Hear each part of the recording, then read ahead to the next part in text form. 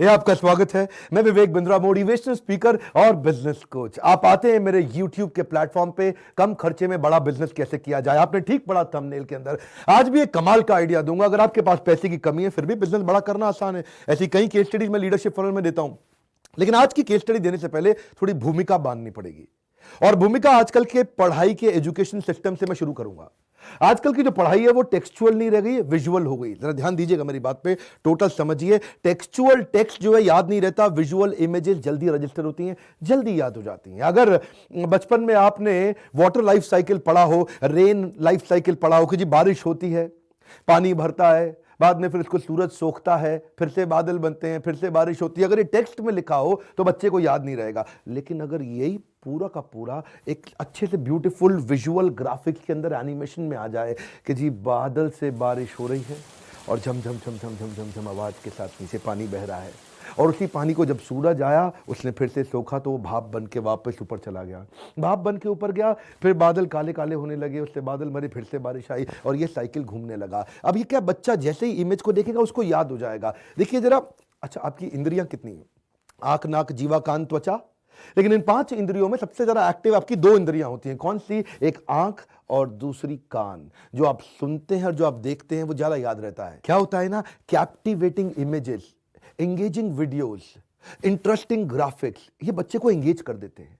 अब क्या बच्चा बोर कैसे होगा जी? अब तो बोर तो होगा नहीं, इससे उसकी थिंकिंग स्टिमुलेट हो जाती है। क्या कहते हैं, 1 picture is better than 1000 words. सुनिएगा मेरी बात, 1000 शब्दों के बराबर एक पिक्चर होती है, लेकिन 1000 पिक्चर्स के बराबर एक वीडियो होता है। इसलिए ये वीडियो का जमाना है, क्योंकि ये सब समझ रहे हैं। सारी साइंस, सारी रिसर्च, सारी इनोवेशन अब इसी के अराउंड इन्वेस्ट की जा रही हैं। तो K-12 की पढ़ाई का तरीका बदल। K-12 मतलब क्या? वो किंडरगार्टन से 12वीं क्लास तक, मतलब KG से 12वीं तक। पर अब वीडियो फॉर्मेट्स आ गए। आपने देखा बायजूस जैसी बहुत सारी ऑर्गेनाइजेशंस आ गई हैं। ये कोई नया नहीं है। अब ये होते हुए 15 साल हो गए। 15 साल से इसके ऊपर बहुत काम चल रहा था। हजारों लाखों वीडियोस बन चुके हैं, इसके बहुत सारा डेटा तैयार हो रहा है। अब लोग उसको बेच रहे हैं। इस समय बड़े बड़े ब्रांड्स आ गए हैं, Byju's, topper, merit nation, Vedantu, extra marks, simply learn. देखिए समझ में सबको आ रहा है कि इस समय लगभग 70% स्टूडेंट है हमारे देश के अंदर जिनके पास स्मार्टफोन का एक्सेस आ चुका है।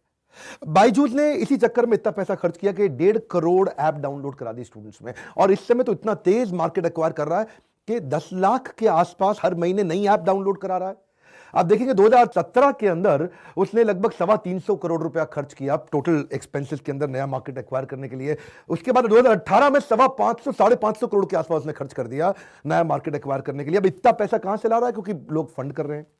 सारा मामला है कट थ्रोट का इस समय। कम ऑन, किसका? Cut throat. थोड़ा मेरे दांत देखिए, गुस्से को देखिए, कट थ्रोट, इस टेंशन को समझिए।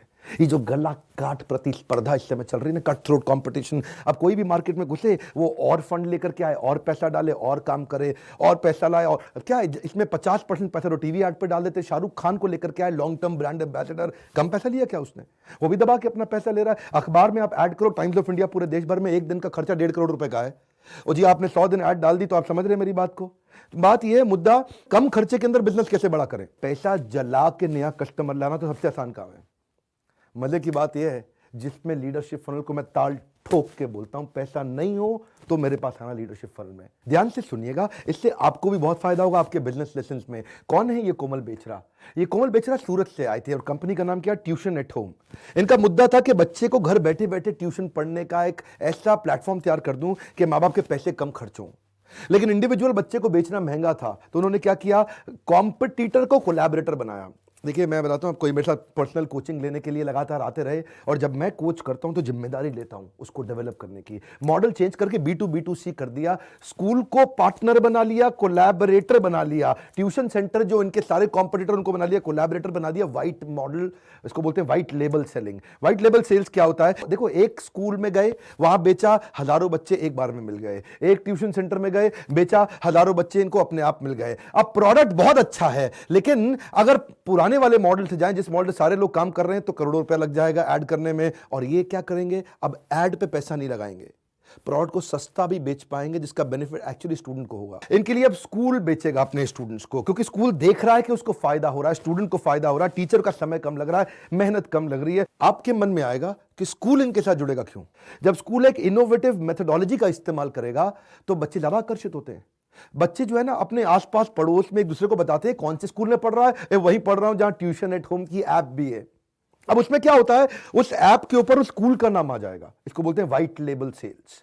ऐप में आ जाएगा स्कूल का, जो भी एबीसी इंटरनेशनल स्कूल, जो भी स्कूल का नाम है उस पर रखा, तो उनको लगेगा बच्चों को ऐप का सपोर्ट भी दे रहा है ये स्कूल। तो पड़ोस के अंदर हंगामा हो जाता है, हल्ला हो जाता है, ए तेरा स्कूल तो हल्का है, मेरा स्कूल बहुत बढ़िया है। अब बच्चे ज्यादा आते हैं। अच्छा, उसके बाद टीचर पे बर्डन कम हो गया, क्योंकि अब टीचर के साथ साथ वो विजुअल लर्निंग भी दे पा रहा है। टीचर स्टूडेंट चीजें जल्दी सीखता है तो वो एक्स्ट्रा करिकुलर एक्टिविटी में जाता है। स्कूल अच्छा ओवरऑल परफॉर्म करने लग जाता है। स्टेट बोर्ड में, सीबीएसई बोर्ड में उसका नाम होने लग जाता है, आसपास अखबारों में अच्छी खबरें छपने लग जाती हैं। अगर कोई टीचर एक आधा छोड़ के भी चला जाए तो भी स्कूल घबराता नहीं है। क्यों नहीं घबराता? क्योंकि वो जानता है कि मेरे पास पीछे एक बैकअप का सपोर्ट बहुत बढ़िया है। वो पर्सनैलिटी ड्रिवन स्कूल नहीं है, क्योंकि टीचर पे डिपेंडेंट नहीं है, प्रोसेस ड्रिवन स्कूल हो गया है। अब क्योंकि ऐप का कंटेंट गोल्ड मेडलिस्ट टीचर ने प्रिपेयर किया है, इसलिए स्कूल का सक्सेस रेशियो बढ़ जाता है, उसका ब्रांड अपने आप इंप्रूव कर जाता है और ओवरऑल प्रॉफिटेबिलिटी में भी फर्क आता है। स्वाभाविक सी बात है कि अगर स्कूल को इतने फायदे होंगे तो स्कूल खुद ही बच्चों को ये ऐप बेचेगा, लगाएगा, क्योंकि नाम तो उस ऐप पे उसी स्कूल का है ना।